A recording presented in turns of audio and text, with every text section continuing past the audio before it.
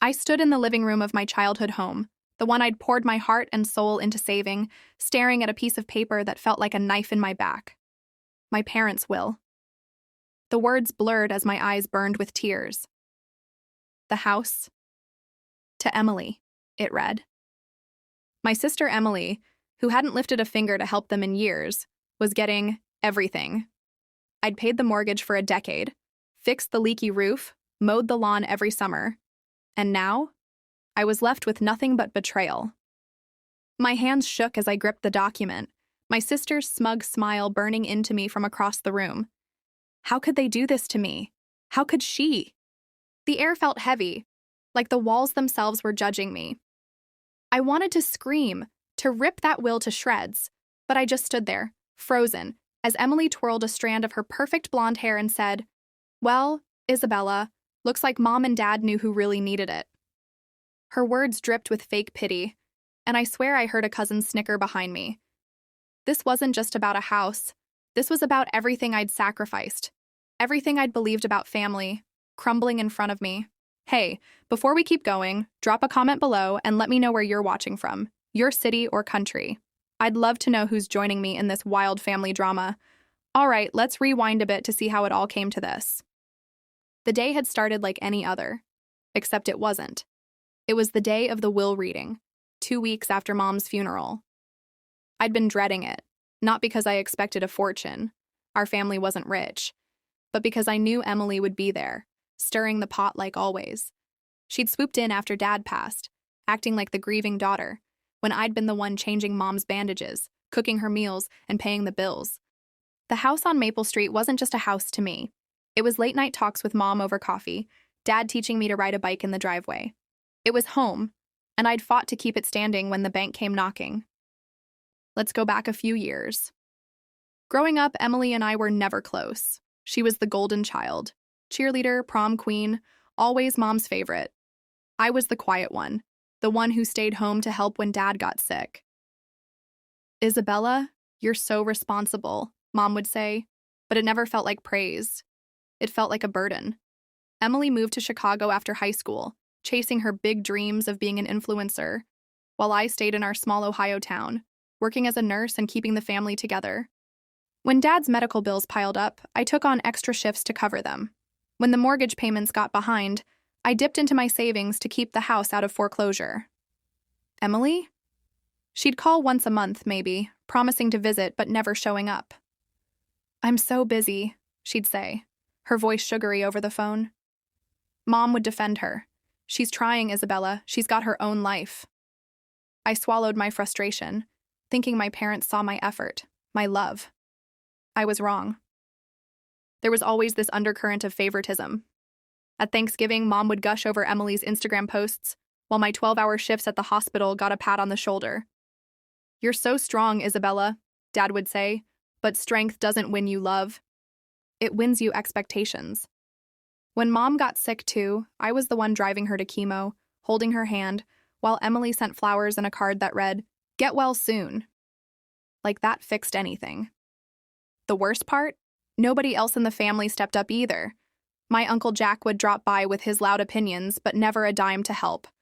My cousins, Sarah and Mike, only showed up for free food at holidays. I was the one who kept the lights on, literally and figuratively.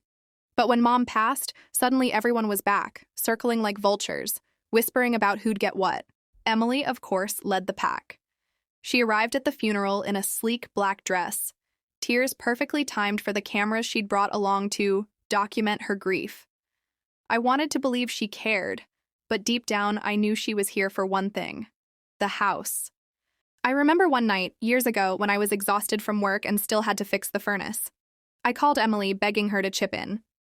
"I'm broke, Bella," she'd whined. "You're the one with the stable job." Stable? I was drowning, but I did it anyway, because that's what you do for family. Or so I thought. Now, standing in that living room, with Emily's smirk and that will in my hands, I realized I'd been played. The house wasn't just bricks and mortar, it was my life's work, my proof of love. And they'd given it to her, because she needed it more. The funeral was a blur of black umbrellas and fake tears. It rained that day, a cold drizzle that soaked through my coat as we stood around Mom's casket in the cemetery outside our small Ohio town.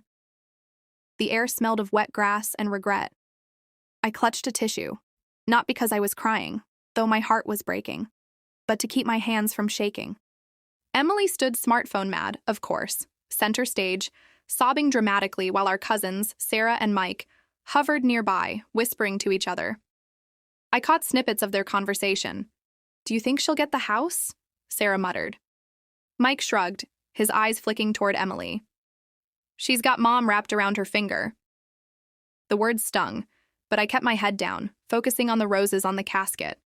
I wasn't here for their gossip. I was here to say goodbye. Inside the church hall afterward, the tension was thicker than the potato salad Aunt Linda brought. Family members milled about, picking at sandwiches, their voices low but sharp. Emily held court near the coffee urn, her voice carrying as she told Uncle Jack, "Mom always said she wanted me to have a fresh start." I nearly choked on my water. A fresh start? She'd been living rent-free in Chicago, posting selfies while I paid Mom's electric bill. I caught her eye, and she gave me this little half-smile, like she knew something I didn't. It made my stomach twist. Then came the small jabs. "Isabella, you look tired," Emily said, her tone syrupy as she touched my arm. "All those long shifts must be rough." Sarah snickered, adding, "Yeah, Bella, when do you ever get a break?" It wasn't concern. It was a dig, a reminder that I was the workhorse, not the favorite.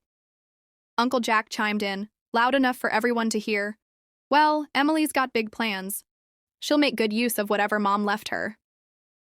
The room went quiet for a second, eyes darting to me. I forced a smile, but inside I was seething. They were already carving up the inheritance, and I was the outsider in my own family. I stayed silent, arranging chairs for the guests, but every whisper felt like a pinprick. By the time we left, my jaw ached from clenching it. I drove home alone, the wipers slapping against the windshield, wondering if Mom really believed Emily deserved more than me. The thought gnawed at me, but I pushed it down. I'd find out soon enough. 2 weeks later, we gathered at the lawyer's office for the will reading. It was a small, stuffy room in downtown Dayton, with faded carpet and a desk piled high with folders. Mr. Thompson, our family lawyer, was a wiry man with glasses that kept slipping down his nose. He shuffled papers, avoiding my eyes, which set off a little alarm in my head. He'd always been chatty, asking about my nursing job or Mom's garden. Today, he was all business, clearing his throat too many times. Something was off. The family sat in a semicircle: Emily, me, Uncle Jack, Sarah, Mike, and Aunt Linda. Emily wore a tailored blazer, like she was auditioning for a CEO role, while I was in my usual jeans and sweater, still smelling faintly of hospital antiseptic. Mr. Thompson started reading, his voice flat. "To my daughter Emily, I leave the house on Maple Street to provide her stability and a fresh start." My heart stopped. The room spun. Emily let out a soft gasp, her hand flying to her chest like she was shocked. I knew better. She'd been expecting this. I stared at the floor, my face hot. 10 years of mortgage payments, late-night repairs, and wiping Mom's tears during chemo, and this was my reward? Nothing? Sarah leaned over to Mike, whispering, "Told you she'd get it." Uncle Jack coughed, hiding a smirk. I wanted to disappear, but then something odd happened. Mr. Thompson paused, adjusting his glasses, and muttered, "There's one more thing." His fingers fumbled with an envelope sealed with red wax. My pulse quickened. Emily's perfect posture stiffened. It wasn't much, just a flicker of hesitation in his voice, but it was enough to make me wonder. What was in that envelope? Why hadn't he mentioned it before? I glanced at Aunt Linda, who was picking at her nails, avoiding everyone's eyes. She'd been at the house a lot near the end, helping Mom sort old photos. Had Mom told her something? I remembered a moment from months ago. Mom, frail in her hospital bed, grabbing my hand and saying, "You're my rock, Isabella, don't forget that." I'd brushed it off as her being sentimental, but now it felt like a clue. Did she leave something for me after all? Mr. Thompson tucked the envelope back into the folder, saying, "We'll get to that later." Emily shot him a look, sharp and quick, like she was warning him. My mind raced. Was there a second will? A letter? Something Mom hadn't told anyone? I didn't say anything, but I felt a spark of hope. Maybe this wasn't over yet. As I drove home from the lawyer's office, my hands gripping the steering wheel, memories flooded back, sharp, painful ones that made my chest ache. I couldn't stop thinking about the years I'd spent holding our family together while Emily played the prodigal daughter. The house on Maple Street wasn't just a building. It was a timeline of my sacrifices. I remembered one winter, maybe 5 years ago, when the furnace broke down. Mom was shivering under a pile of blankets, too weak from her treatments to get up. I'd spent my entire paycheck to get it fixed, staying up all night with the repair guy, my fingers numb from the cold. I called Emily, hoping she'd pitch in. "I'm in a tough spot, Bella," she'd said, her voice crackling over the phone. "Maybe next month." Next month never came. Then there was the time Dad had his first heart attack. I was 25, just starting my nursing career, and I'd drive straight from the hospital to sit with him, reading him the sports section because he loved the Reds. Emily sent a text. "Tell Dad I'm thinking of him." I showed it to him, hoping it'd cheer him up, but he just sighed and said, "She's always been a dreamer." That's what they called it, dreaming. I called it dodging responsibility. Mom would defend her, saying, "Emily's got a big heart, Isabella, she'll come around." But she never did. Not when the medical bills piled up, not when I took a second job to cover the mortgage, not when Mom's cancer got worse. The worst memory hit me as I pulled into my apartment's parking lot. It was last summer, a rare day when Emily visited. Mom was frail, her hands trembling as she sipped tea at the kitchen table. I'd been up since 5 a.m. cooking for her when Emily breezed in, all smiles and perfume. "Mom, you look great," she lied, hugging her like they were best friends. I watched Mom light up, her eyes bright for the first time in weeks. Later, when I was washing dishes, I overheard Emily whispering to Mom about her financial struggles in Chicago. I wanted to scream, "What struggles? You're posting about rooftop bars." But I bit my tongue, like always. That night, Mom patted my hand and said, "You're so strong, Isabella. I know I can count on you." I thought she meant it as a promise, a bond. Now I wondered if it was just another weight she'd put on me. The family dynamic wasn't just Emily versus me. Uncle Jack would drop by with his loud laughs and empty promises, always talking about how he'd help out, but never doing it. Sarah and Mike, my cousins, were just as bad, showing up for Christmas dinner but vanishing when Mom needed rides to the doctor.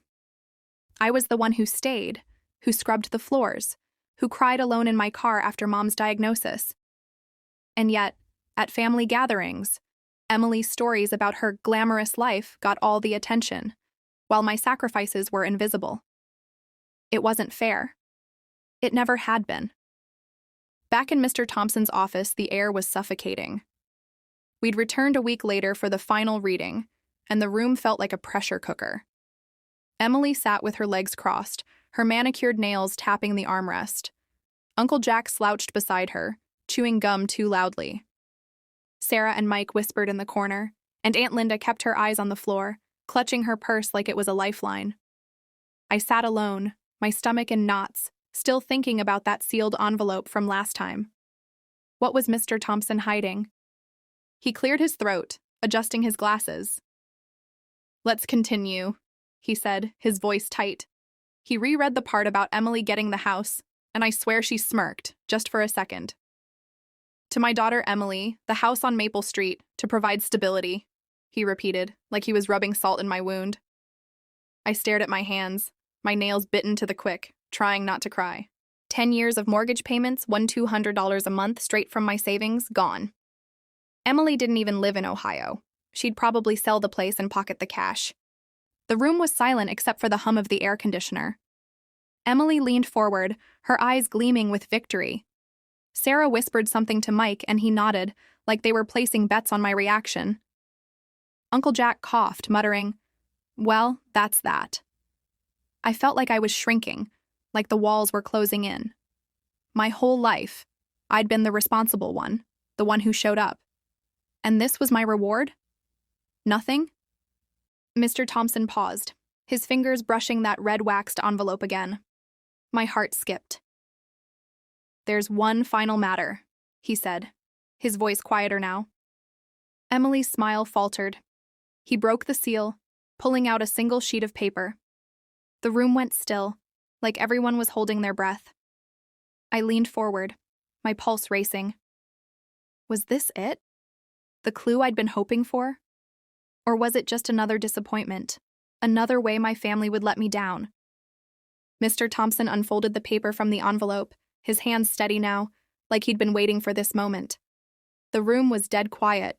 You could hear a pin drop. Emily's face was a mask of calm, but I saw her knuckles whiten on her purse. He cleared his throat one last time and read, "This is a codicil to my will, added 6 months before my passing. It supersedes the previous distribution." My breath caught. A codicil? I'd heard the term once, something like an amendment to a will. But I never imagined Mom would do that. He continued, his voice gaining strength. "I've watched my daughters grow, and I know who's been there through the hard times. Emily, you're my daughter and I love you, but stability comes from effort, not handouts. To Isabella, who paid the mortgage, cared for us without complaint, and kept this family from falling apart, I leave the house on Maple Street, free and clear. Emily will receive a small cash sum from my savings, enough for a fresh start, but the home goes to the one who made it one." The words hung in the air like smoke. Emily's gasp shattered the silence. "What? That can't be right." She jumped up, her chair scraping the floor, her face twisted in shock. "Mom wouldn't do this. She told me." Mr. Thompson held up a hand. "This is notarized, dated, and witnessed by me personally. Your mother was clear-headed when she signed it. She mentioned Isabella's sacrifices, the mortgage payments, the late nights. She wanted to make it right." Uncle Jack's mouth hung open, his gum forgotten. Sarah and Mike exchanged wide-eyed glances, their whispers dying out. Aunt Linda nodded slowly, like she'd known all along. Maybe she had, from those photo-sorting sessions with Mom. Emily rounded on me, her eyes blazing. "You manipulated her! You were always there, filling her head with lies." I stood up, my voice steady for the first time in weeks. "No, Emily, I was just there. Period." The room erupted then, Uncle Jack muttering excuses, Sarah trying to calm Emily, who was pacing and ranting about unfairness. Mr. Thompson packed his papers, giving me a small nod. "Your mother loved you both, but she saw the truth." I felt a wave of relief crash over me, mixed with sadness. This wasn't victory, it was justice, long overdue. As we filed out, Emily shot me a glare that could melt steel. But I didn't flinch. The house was mine, not because I wanted to win, but because Mom finally acknowledged what I'd given. It was like a weight lifted, the betrayal unraveling in front of everyone. In the days that followed, the fallout was messy but predictable. Emily stormed out of the office and didn't speak to me for weeks, though she texted Uncle Jack nonstop, trying to rally the family against me. "She stole it," I heard she'd said, but nobody bought it. Sarah called me quietly one night, her voice sheepish. "We didn't know, Bella. Mom always said you were the rock." Even Uncle Jack showed up at my door with a six-pack, mumbling apologies. Your mom was smart. She saw what we all ignored. Aunt Linda was the kindest. She brought over a casserole and hugged me tight. She told me about the codicil. Wanted it to be a surprise, to teach Emily a lesson. I didn't rub it in. I moved back into the house on Maple Street, painting the walls a fresh blue, like Mom always wanted. The mortgage was paid off, thanks to my years of chipping away, and now it was truly mine. Emily eventually took her cash, enough for a down payment on an apartment in Chicago, and slunk away, posting vague updates about new beginnings on social media. We're not close now, but maybe someday. Family's complicated like that.